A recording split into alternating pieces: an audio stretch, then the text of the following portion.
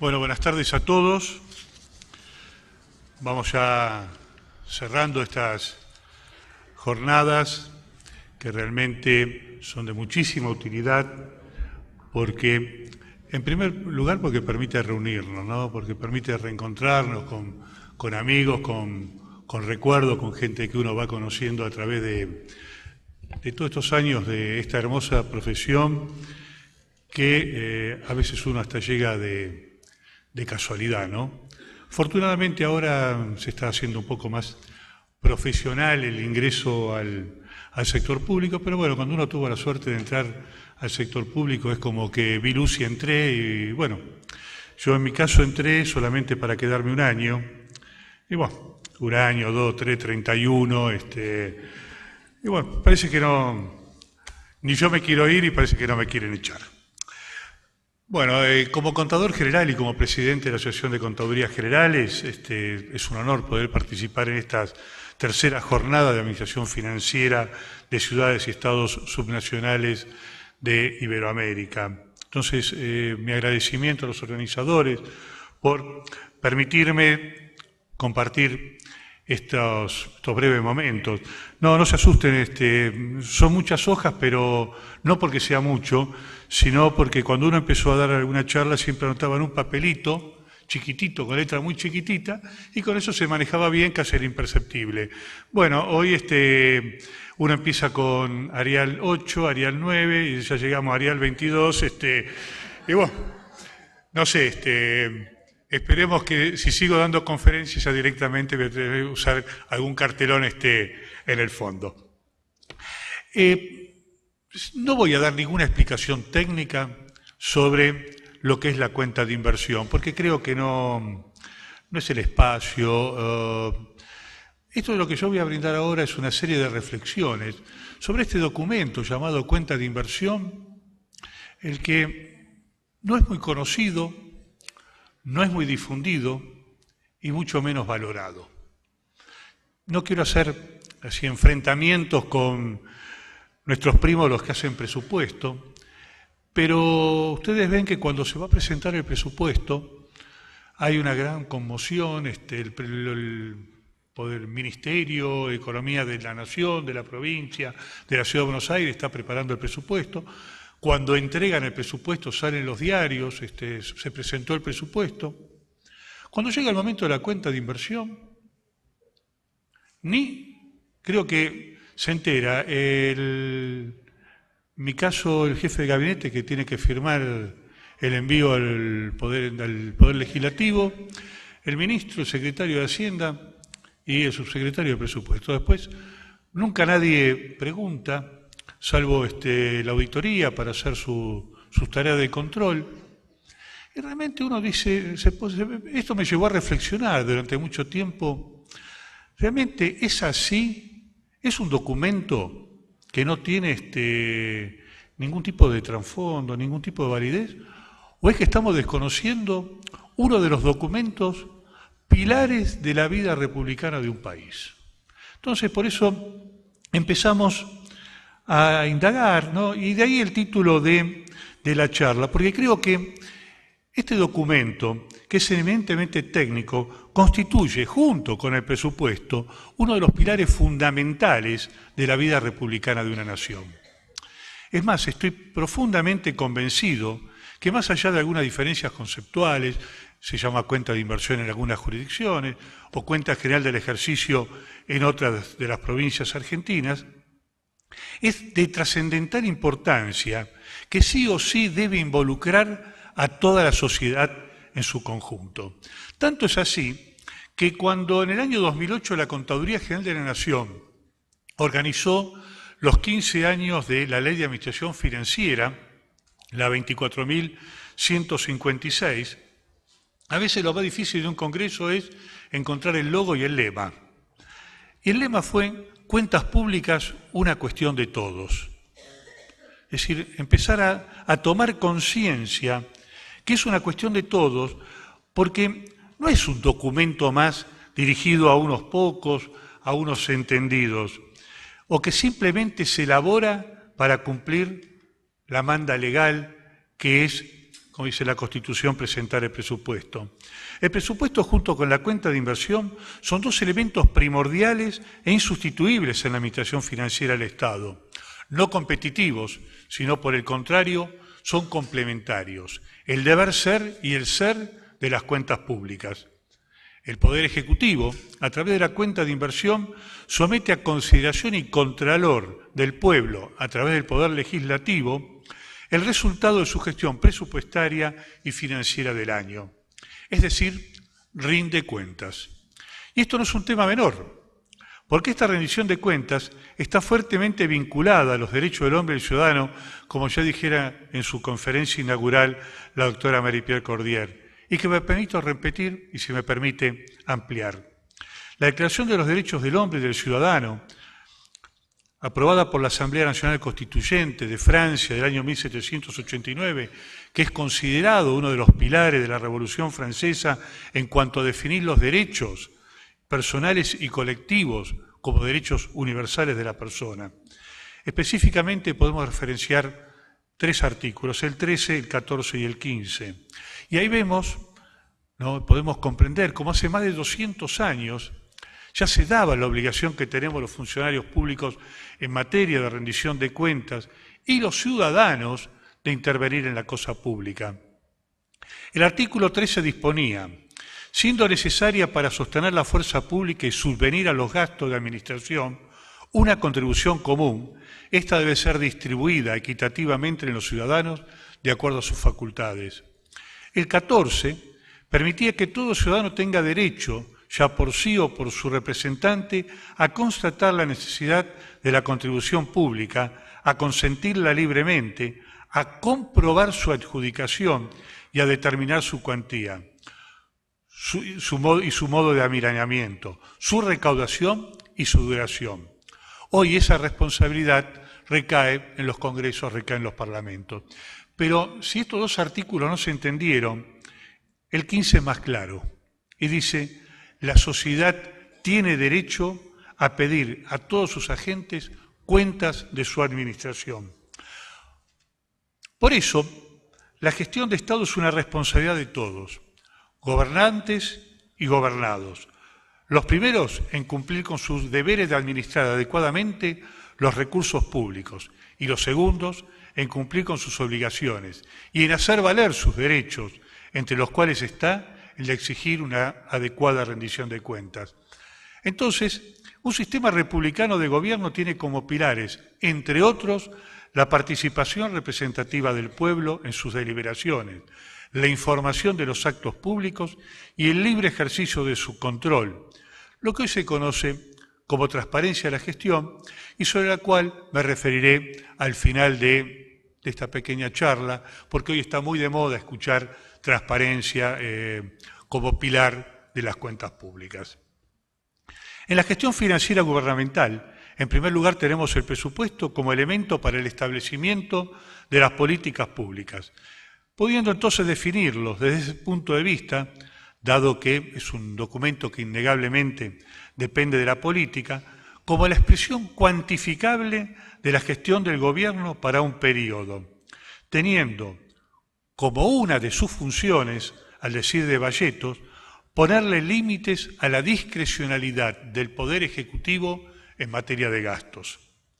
Es el Poder Ejecutivo el encargado de implementar las políticas establecidas por el Legislativo, razón por la cual el Ejecutivo, dentro de las limitaciones y prioridades fijadas en el presupuesto, pero con la clara obligación de efectuar la debida rendición de cuentas, acto que se realiza a través de otro documento que es la cuenta de inversión. Pero el presupuesto, si bien es de fundamental importancia, solo refleja las expectativas que se tiene al iniciar un año. La realidad de lo acontecido se vislumbra en la cuenta de inversión. Mediante este documento, dijimos, el Poder Ejecutivo informa al Legislativo una acabada rendición respecto del cumplimiento dada en la manda presupuestaria, sea sobre la recaudación efectuada o sobre los gastos realizados, además de incluir otros datos sobre la gestión financiera del periodo, que permite efectuar un análisis crítico de la Administración. En consecuencia, La cuenta de inversión debe brindar información relevante, confiable y oportuna que permita constituirse en una herramienta primordial para evaluar la gestión de gobierno, inscribiéndose así como elemento insustituible para el control de la hacienda pública y para la toma de decisiones. Ambos documentos legales, presupuesto y cuenta de inversión, son indubitablemente complementarios y hacen a la salud republicana del Estado. Al respecto, el maestro Cayetano Licciardo decía que la cuenta de inversión es el reverso del presupuesto, este como plan de gobierno y aquella como elemento de control. A su decir, dos caras de una misma moneda. Por ello es obligación del administrador rendir cuenta del destino de los fondos públicos, y destaco públicos, porque unos, la comunidad, y otros, los administradores, deben tomar conciencia de la importancia que tiene entender en el manejo de la cosa pública. La obligación del ciudadano no se agota o no debiera agotarse en el cumplimiento del pago de sus impuestos, sino que debe ir mucho allá y requerir que se le rinda cuentas adecuada y entendiblemente.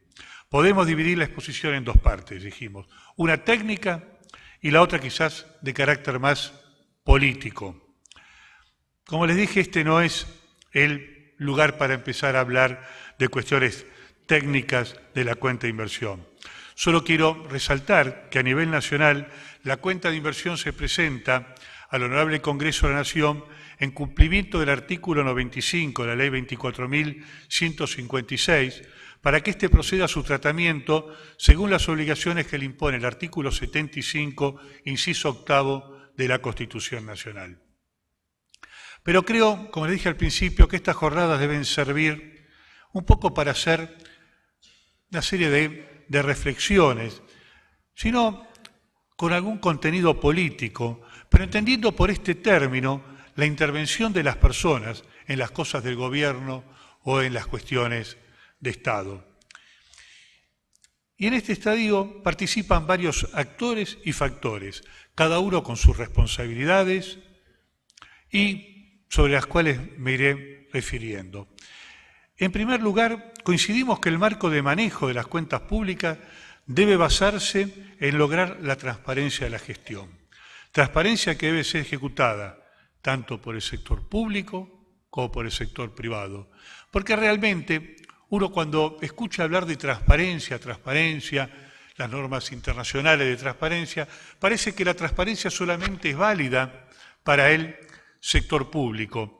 Y no debemos olvidar que los grandes escándalos que sacudieron a la profesión contable provinieron del sector privado. Enron, Parmalat, es decir, recuerdo que en el año 2005, en la Conferencia Interamericana de Contabilidad, el presidente de la AIC dijo que el principal desafío que tenía en aquel momento la profesión contable era volver a recuperar la confianza de la gente. Entonces, yo cuando me refiero a transparencia, creo que transparencia involucra todo y no es la poca transparencia un patrimonio de los estados. Pero para que exista transparencia debe haber compromiso, tanto de los administradores como de los administrados. Si una empresa privada no tiene sus estados contables aprobados en tiempo y forma, sus accionistas de seguro van a reclamar y harán observaciones. Entonces mi pregunta es, ¿por qué cuando un Estado no tiene su cuenta de inversión aprobado en tiempo y forma, nadie dice nada? Silencio total, absoluto. Nadie de la ciudadanía sale a decir qué pasa que el Parlamento no trata la cuenta de inversión. Entonces, tenemos que darnos cuenta que todos debemos participar también en procurar que esa rendición de cuentas sea oportuna. Y ya van a ver la importancia trascendental que tiene esa oportuna rendición de cuentas. ¿Por qué? Porque para avanzar en materia de rendición de cuentas es imprescindible el monitoreo de la sociedad civil.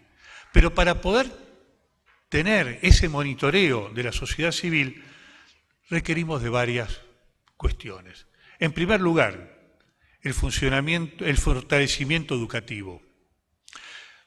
En la facultad y en los colegios se enseñan variadas materias con un grado de profundidad que a veces uno dice, ¿lo voy a poder aplicar en mi vida? No. Ahora mi pregunta es, ¿se enseña contabilidad pública, manejo de las finanzas públicas en los colegios, en las universidades? No, no se enseña.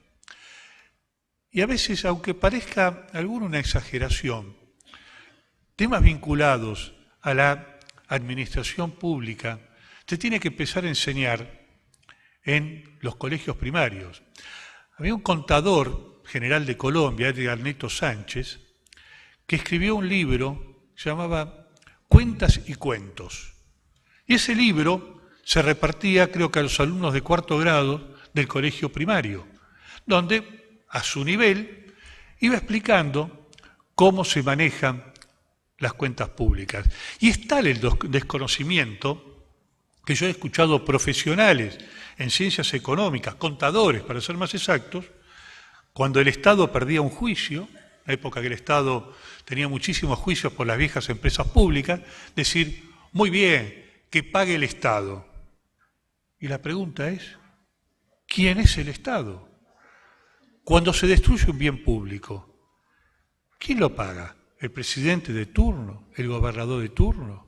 No, lo pagamos entre todos, porque la plata sale de un solo pozo.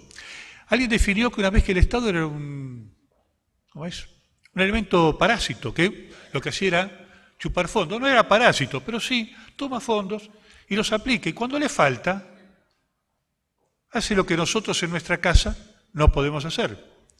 Aumenta la forma de conseguir dinero a través de los impuestos. Así que cuando no se cuidan los bienes públicos, estamos destruyendo una 40.000.000ª parte de nuestra propiedad. Y eso es algo que la gente no sabe. Por eso, por eso a uno le indigna cuando ve que se destruyen bienes públicos en una manifestación. ¿Y por qué digo que esto tiene que enseñarse a todo nivel? Porque una persona puede ser contador, puede ser médico, puede ser ingeniero, o puede ser nada. Pero lo único que no va a dejar de ser es el ciudadano. Entonces, como he dicho, la responsabilidad de ese ciudadano no se agota en el pago voluntario o no, más bien nunca es no, voluntario de los tributos, sino que debe continuar exigiendo saber qué se hizo con los tributos que fue abonando.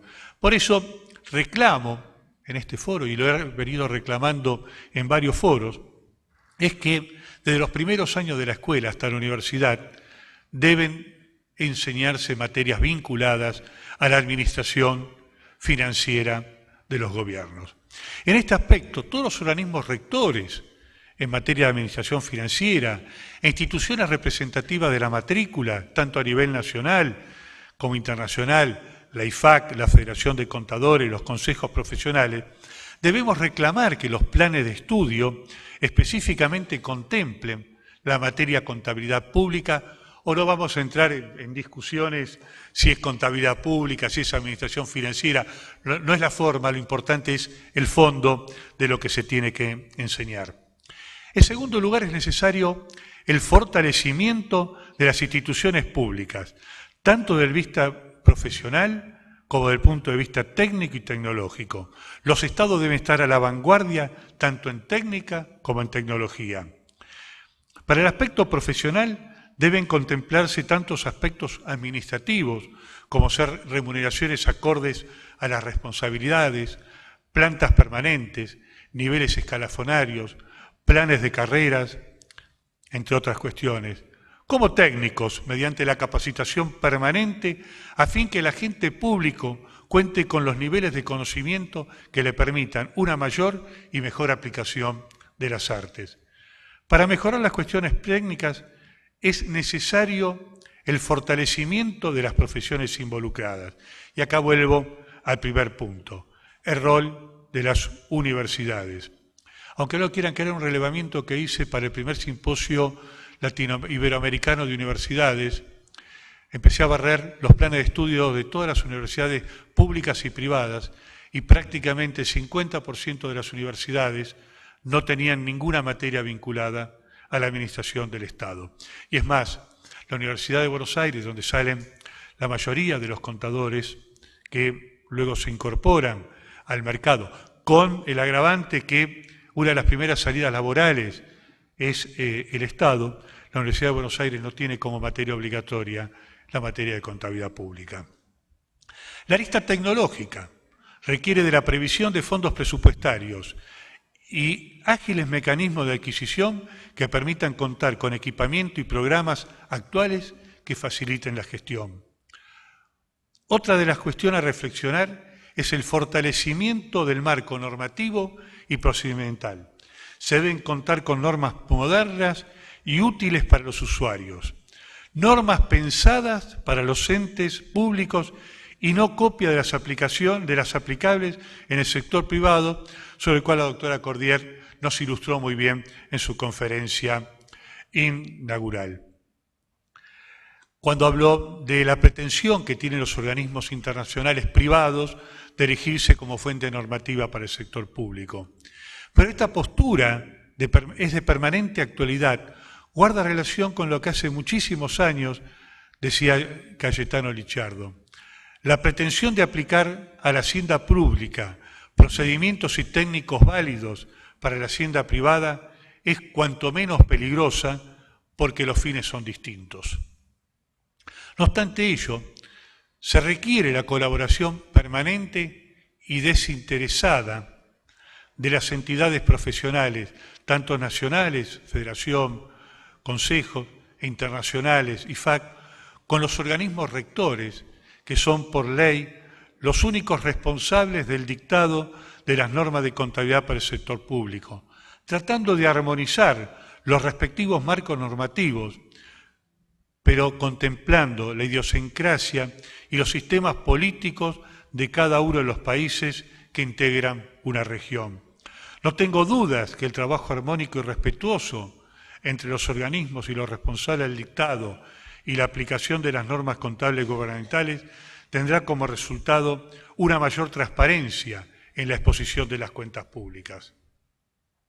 Otra cuestión primordial, donde se centra el motivo de esta charla, es la responsabilidad de las áreas políticas basada en una adecuada división de poderes, dado que dicha división constituye el eje central sobre el cual se asienta el sistema democrático y garantiza la libertad de las personas. Esta división permite al poder detener al poder, asegurando el funcionamiento y la estabilidad de dicho sistema. Queda claro entonces que existen responsabilidades en cada uno de los poderes del Estado. El Ejecutivo en presentar en tiempo y forma la cuenta de inversión y el Legislativo en su tratamiento oportuno a efecto de evaluar si se da o no cumplimiento a la manda presupuestarios. Los retardos en la aprobación de la cuenta, en primer lugar, conspira con la evaluación en tiempo del cumplimiento de las políticas públicas aprobadas por el Congreso y la imputación oportuna de responsabilidades. No debemos olvidar que el sistema republicano se asienta en la responsabilidad de los funcionarios públicos y el poder determinar principalmente si se ha dado cumplimiento a las prioridades fijadas en el presupuesto. En segundo lugar, además de debilitar la figura propia del Parlamento, atenta contra esa división de poderes porque omite su función controladora de la gestión de otro el poder, a que por medio del presupuesto se le ha delegado el cumplimiento de las políticas públicas.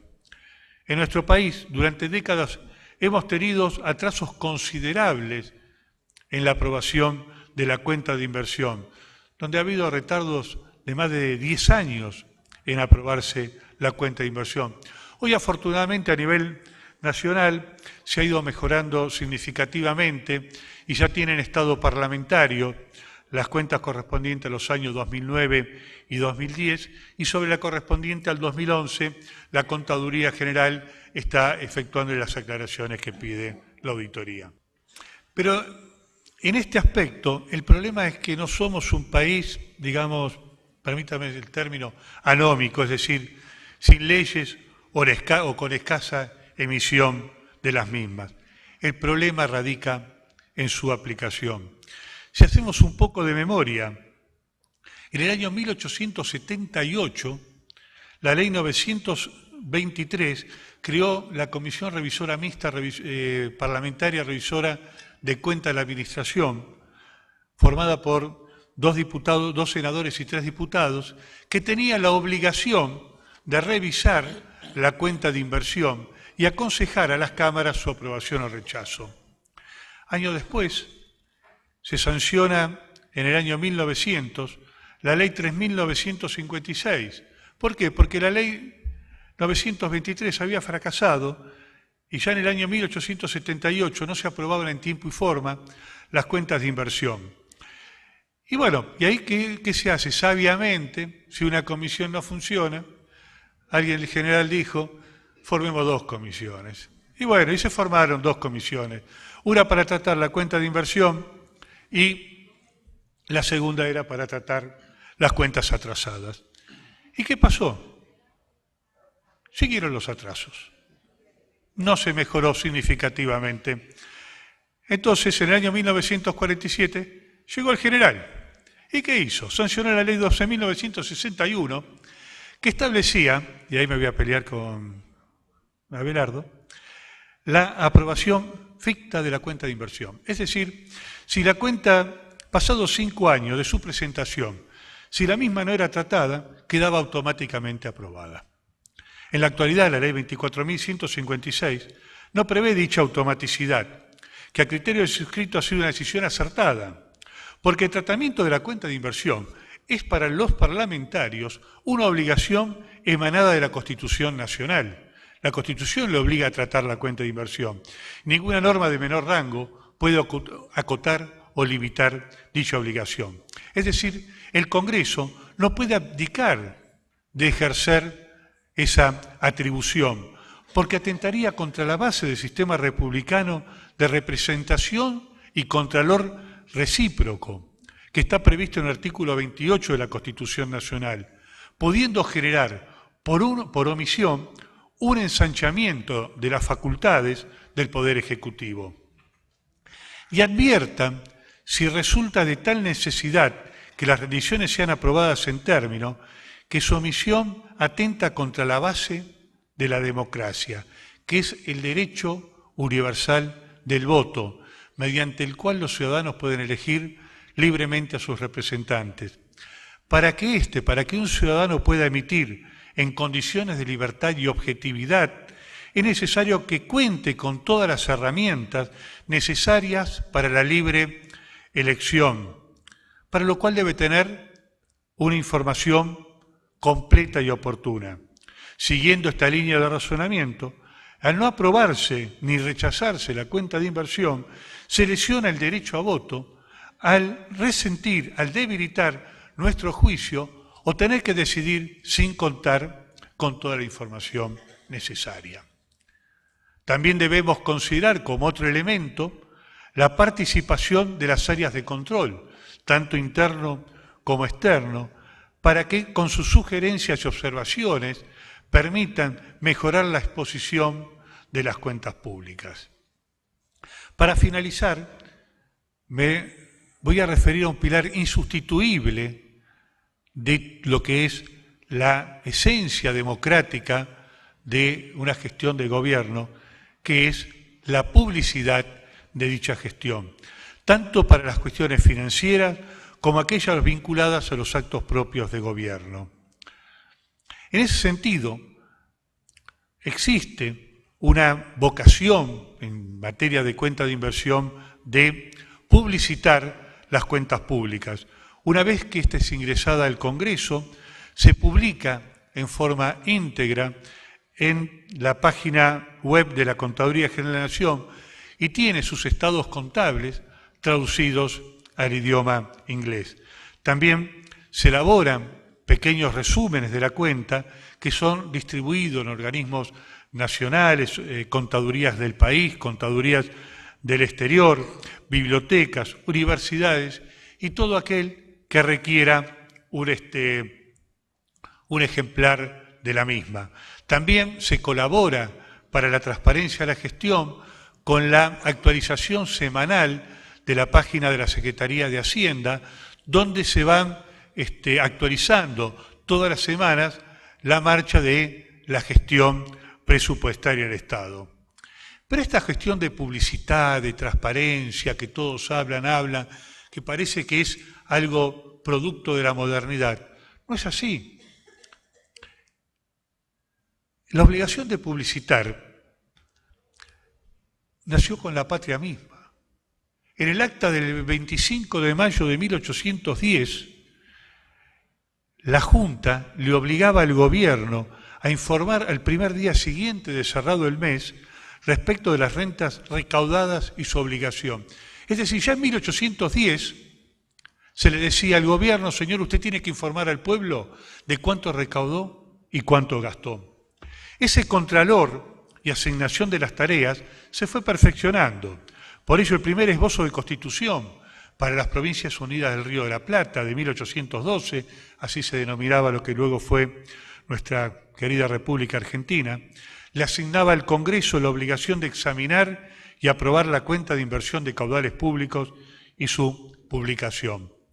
Así que previa a toda formalización constitucional, hablamos de 1853, las primeras leyes se entendieron de vital importancia para pasar de un régimen monárquico, como sucedió en el ejemplo de Francia, a una representación soberana del pueblo, a la publicidad de los actos de gobierno, a su acceso amplio y restricto.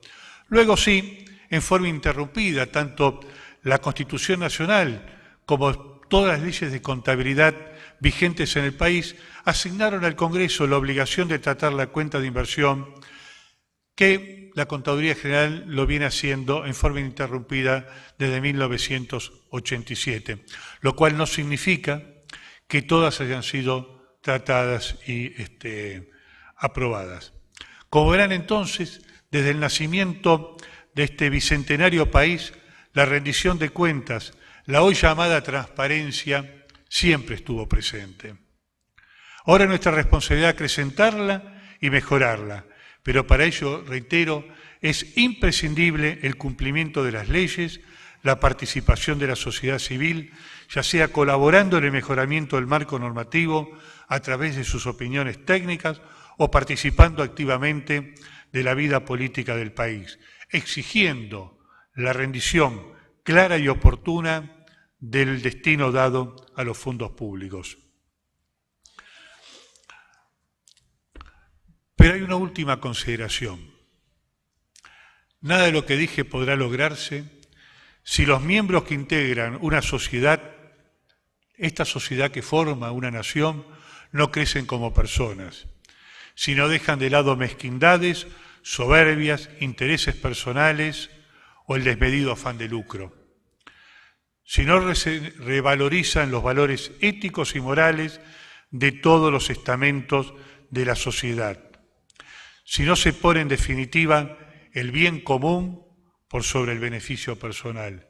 Si esto no se logra, la transparencia, la tan renombrada transparencia, será una utopía que solo servirá para llenar páginas de libros o discursos, que muchos aplicarán, muchos proclamarán, pero pocos aplicarán. Gracias.